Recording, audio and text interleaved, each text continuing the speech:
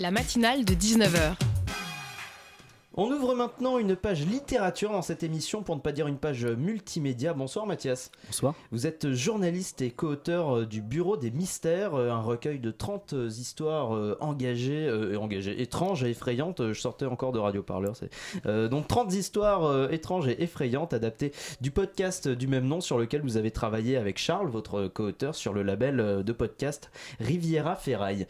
Avec moi pour mener cet entretien, on accueille Élodie Hervier de la rédaction de Radio Campus Paris. Salut Élodie. Salut. Chaque histoire du Bureau des Mystères, c'est quelque chose que j'ai lu en préparant cette interview, est à mi-chemin entre Pierre Bellemare et Stephen King. Ça résume bien l'ambiance que vous voulez donner au Bureau des Mystères? Alors c'est des références qui sont assez balèzes quand même. Que vous avez en tête quand vous écrivez? Non, pas du tout. Moi j'aime beaucoup Stephen King, c'est un auteur que je lis. Évidemment il y a les adaptations cinéma aussi que j'aime bien. Et par contre, oui, Pierre Bellemare, j'ai connu aussi il y a un moment, mais ils font partie d'influences qu'on peut avoir, mais en tout cas, on n'ose pas se mettre à la hauteur de modèles comme ça, c'est impossible. Alors vous êtes du coup passé par deux médias, le podcast et maintenant le livre, l'écrit. Comment vous qualifierez la différence entre les deux médias ? En fait, je pense que c'est une question il y a eu pas mal de temps aussi. Quand on a commencé à écrire le livre, on s'est donné le temps vraiment d'écrire les histoires comme on le voulait, en mettant le plus de détails possible et surtout en faisant un travail de documentation beaucoup plus élevé.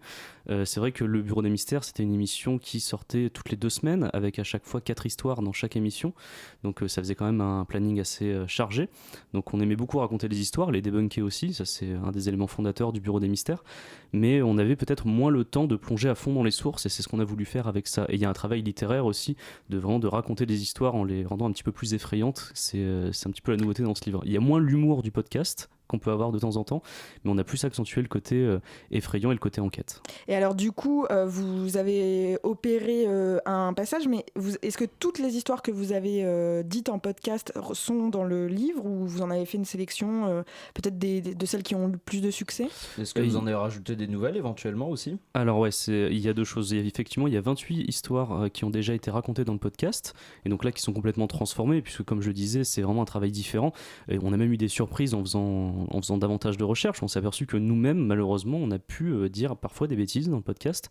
On le reconnaissait à chaque fois quand des auditeurs nous le faisaient remarquer en disant non mais là cette source-là en fait elle n'était pas aussi fiable que ce qu'on pensait. On le reconnaissait, c'est un truc qui est vraiment important pour nous, c'est de reconnaître quand on fait une erreur. Et là en l'occurrence, en préparant le livre, ça a pu nous arriver en fait de faire confiance à l'époque, quand on faisait l'émission orale, de faire confiance à des journaux qui sont très réputés normalement. Et en fait on se rendait compte que certains journalistes avaient pu faire des contresens sur des sources originelles. Et en consultant ces sources originelles, on se rend compte que c'était pas tout à fait la même limonade. Et donc du coup ça fait des histoires différentes. Donc il y en a 28 qui sont complètement transformées mais qui avaient été évoquées dans l'émission. Et il y en a 2 entièrement nouvelles. Donc voilà, on a le HMS Terror, qui sont 2 navires en fait qui ont disparu dans les glaces de l'Arctique. C'est une histoire qui a donné lieu à une série sur AMC qui s'appelle The Terror, qui est vachement bien, que je conseille d'ailleurs. Donc ça c'est Charles qui a fait ce nouveau dossier totalement inédit. Et moi je me suis intéressé à la femme d'Isdal, qui était un mystère qui m'intéressait depuis très longtemps. C'est un corps calciné d'une femme qu'on retrouve dans une vallée en Norvège. Et on ne sait absolument pas qui c'est. Toutes les étiquettes de ses vêtements ont disparu, il y a des éléments brûlés autour, et on retrouve dans une gare non loin des valises avec ses empreintes digitales dessus, donc on peut les relier à ce corps. Et en fait à l'intérieur on trouve des perruques, on trouve des lunettes sans prescription, on trouve d'autres vêtements sans étiquette, et on retrouve aussi un carnet avec des mystérieuses inscriptions à l'intérieur. Donc qui était cette femme ? C'est une enquête qui a eu lieu jusqu'encore récemment et qui n'est toujours pas élucidée. Et ça, par exemple, ce sont des histoires extraordinaires. Enfin, c'est peu commun de retrouver ce genre d'histoire au coin de la rue. Quelle est la part de romance que vous pouvez apporter à ces histoires-là ? Est-ce que c'est la narration qui permet de donner une ambiance, de les rendre encore plus effrayantes qu'elles ne le sont déjà ? Ou est-ce que finalement vous vous faites cœur copié ? Non, il y a une narration quand même, effectivement, c'est important. Même dans le podcast, c'est important de le raconter. En fait, le podcast, ce qu'on a essayé de faire depuis le début, c'était de retrouver cet esprit qu'on avait, ça va peut-être parler à des gens, mais quand on était au coin du feu et qu'on se racontait des histoires effrayantes. Ça, c'est vraiment ce moment-là qui est ancré, nous, dans notre adolescence, qu'on avait envie de retranscrire dans l'émission. Et donc on a fait ça, on a raconté ces histoires en y mettant un petit peu un côté effrayant, mais on a une honnêteté intellectuelle, c'est-à-dire que moi je suis journaliste, Charles est doctorant en sciences sociales, donc on a quand même un bagage qui fait qu'on n'a pas envie de dire non plus des choses fausses aux gens. Donc c'est pour ça qu'il y a toujours une partie debunk où en fait on dit voilà, ça c'est l'histoire telle qu'on la raconte par exemple sur internet ou telle qu'on la raconte dans les feux de camp, notamment pour la Dame Blanche de Palavas qui est dans le livre.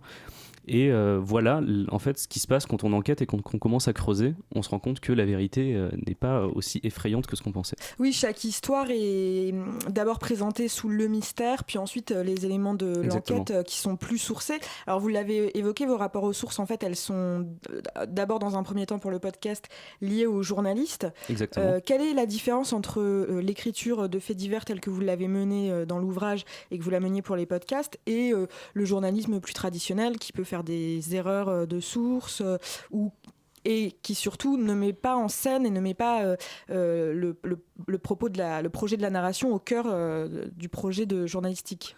Comme je disais tout à l'heure, il y a le temps, je pense aussi, le temps qu'on peut accorder au traitement de l'information, qui n'est pas tout à fait le même. Souvent, les articles sur lesquels on se basait, même s'ils viennent de journaux prestigieux, viennent de presse en ligne. Et la presse en ligne, on connaît sa situation actuellement. C'est pas toujours facile de prendre le temps de vérifier intégralement ses sources. C'est comme ça qu'on se retrouve avec un cas qui n'est pas dans le livre, mais qui avait été assez marquant ces derniers mois du Momo Challenge. En fait, on s'est rendu compte que c'était monté en épingle par plusieurs journaux en ligne, et qu'en fait, personne n'avait pris la peine de remonter aux sources, et que c'était en fait un canular de blogueurs argentins. Enfin, si vraiment les gens s'étaient donné le temps, en fait, c'est juste une histoire de temps, je pense, parce que les moyens, on les a, techniques, quand on est journaliste. Et si les gens s'étaient donné le temps, peut-être qu'on n'aurait pas eu un phénomène comme le Momo Challenge qu'il y a eu, quoi. En tout cas, le Bureau des Mystères, ce n'est pas un canular, c'est un livre qui existe réellement. Vous restez avec nous, Mathias, on continue d'en parler de ce Bureau des Mystères. Après cette musique, vous écoutez la matinale de 19h. La matinale de 19h sur Radio Campus Paris. Nous sommes toujours en compagnie de Mathias, co-auteur avec Charles du Bureau des Mystères, un recueil d'énigmes et autres histoires étranges et effrayantes publiées aux éditions Flammarion. Élodie Hervier, la question à 40 000 €. Oh, un peu moins ce soir. Vous en avez rapidement parlé. Vous êtes donc journaliste, votre co-auteur est doctorant en sciences sociales. Exactement. On a évoqué un petit peu la méthodologie d'écriture et le problème du journalisme en ligne qui, d'une, manque de temps, mais aussi sur cette question des faits divers va beaucoup jouer sur l'émotionnel. Comment vous avez géré, vous, cette volonté de tenir l'auditeur et le lecteur en haleine, de garder le plaisir, comme vous avez dit, de l'histoire qu'on raconte au coin du feu et qui fait peur, mais en sauvegardant la réalité de vos sources? Justement, en segmentant beaucoup, en fait, ce qu'on retrouve dans le livre, le livre, c'est l'aboutissement d'une méthode de travail qu'on a eue sur le Bureau des Mystères progressivement. C'est-à-dire qu'au tout début, quand on a commencé, on n'avait pas une part très importante pour le debunk des histoires. On était vraiment là pour raconter des histoires avant tout. Il y avait un peu plus d'humour aussi. C'était plus dans l'idée de la narration. En fait, au fur et à mesure, on a commencé à beaucoup plus creuser les sujets, à beaucoup plus les écrire aussi. Et parce qu'au début, on avait vraiment des notes. C'était un peu plus roots que ce qu'on fait aujourd'hui. Mais donc là, on a pris de plus en plus de notes, de plus en plus de recherches, et en se rendant compte que la plupart des mystères qu'on traitait étaient en fait déjà résolus, ou en tout cas avaient une piste de résolution, on a accordé de plus en plus de place à cette partie-là qu'est le debunk. Et aujourd'hui, c'est ce qui se retrouve dans le livre. Vous avez la partie de le mystère qui est un peu effrayante, et vous avez la partie de l'enquête qui là va s'intéresser plus à comment la légende est née, comment elle s'est créée, d'où elle vient et surtout est-ce qu'elle est véridique ou non. Et les lumières s'éteignent dans le studio, nous allons nous faire trucider dans un instant, ça va être le mystère de notre prochain roman. Esprit, êtes-vous là? Alors d'ailleurs les histoires de spiritisme, les phénomènes curieux que vous avez trouvés provoquent la fascination souvent chez le lecteur. C'est chez moi le premier. C'est ce qui explique le succès de ce type d'histoire. On est souvent fasciné. Est-ce que dans vos recherches, puisque vous êtes appuyé sur une méthodologie sérieuse comme vous venez de l'expliquer, est-ce que vous avez trouvé des preuves de la magie? Est-ce que vous en êtes vous-même convaincu?